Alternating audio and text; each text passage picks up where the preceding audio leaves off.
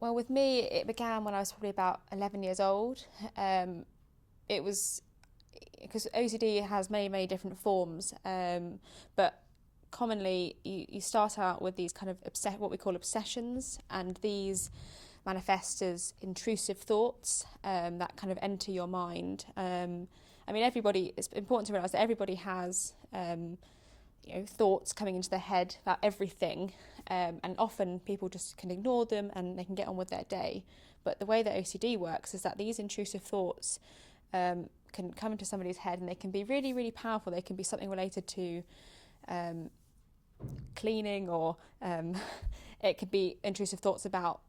They can get really, really horrific and be about worrying about someone getting killed in a car crash. And with me, I was starting to have these really horrible intrusive thoughts, and the problem was I was just ending up feeling very guilty about them. And so it was quite a sudden onset, that when I was kind of 11, 12, that I was getting these really, really strong intrusive thoughts, particularly about my family, and particularly about I was having lots of worries about them getting ill as a result of me doing something wrong, and I was having concerns about myself being ill about something that I'd done wrong.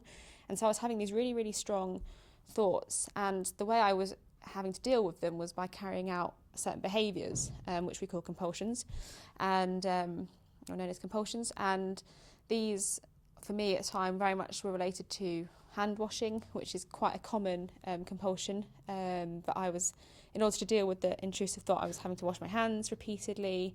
And another compulsion I had to do was basically reassurance seeking. I was having to get up in the night and tell my parents all these terrible things that I'd apparently done when I was little, and because I was just feeling so guilty about having these thoughts about calling people names in my head, and worrying, having thoughts about my parents getting killed. And it was horrible. It was so horrible. But I didn't know what else I could do at the time, and so I would get up in the night and tell my parents. And I think because luckily in a way, because I made my OCD and my compulsions so obvious, my parents quickly realised that something was wrong, and that I was, very unhappy. I wasn't sleeping because I was getting up so often, writing down all my intrusive thoughts so I could tell my parents in the morning if I didn't have a chance to tell them in the evening. And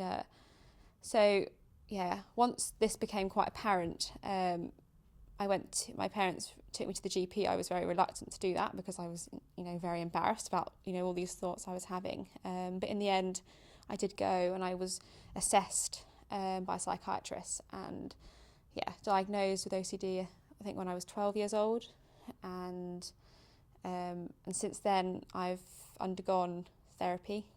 Commonly for OCD is something called cognitive behaviour therapy, or CBT, and I've undertaken CBT since I've been about 12 years old.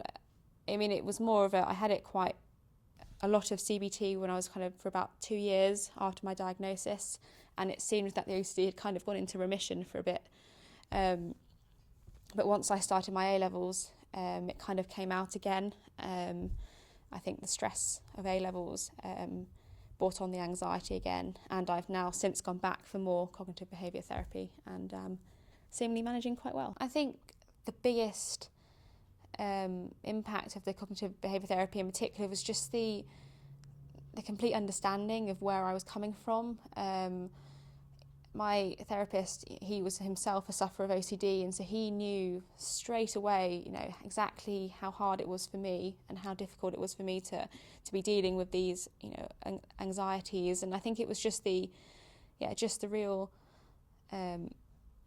realisation that somebody could understand what I was going through, and it just felt like such a relief. And I think my parents got a lot of closure as well, that I wasn't, this wasn't something that I wasn't, it was a really serious. It gave them a realisation that it was a really serious problem, but also that they were also so relieved that I was finally going to be getting back to kind of normal again. I was going to be able to live more normally, because I was so constrained with my OCD.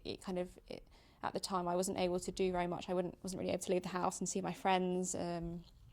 So I think it gave me so much freedom and so much closure, and just.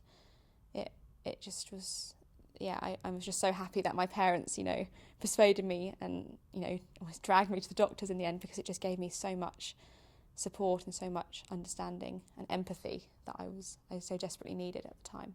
So I understand how hard it is to be able to speak to somebody, but I guess my real advice is, there are so many people out there, young people in the same position, and I think it is just having the courage to step forward and say, look, I could make my life, I could live my life so much more normally and so much better if I do go and speak to somebody. I think it's so difficult to do that, but I would just say find that kind of courage and find that drive, because you don't want to, you have to kind of think, what life am I living here? I'm not wanting to live the anxiety OCD life. I'm wanting to live my own life. It's about kind of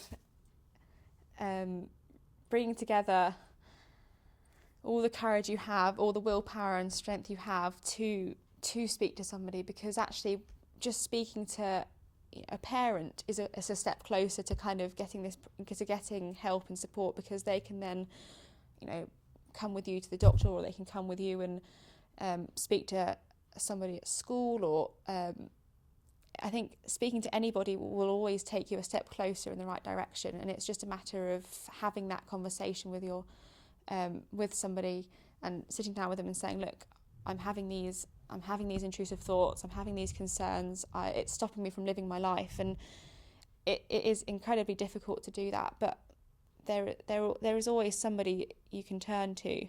And I was just so grateful, and it gave me my life back, so much, once I'd spoken to somebody. So I think it's all about, courage, willpower, and speaking to anybody, who is going to listen and is going to point you in the right direction, because at the end of the day, that's going to give you the best possible chance of going back to living happily, and or give you the best quality of life again.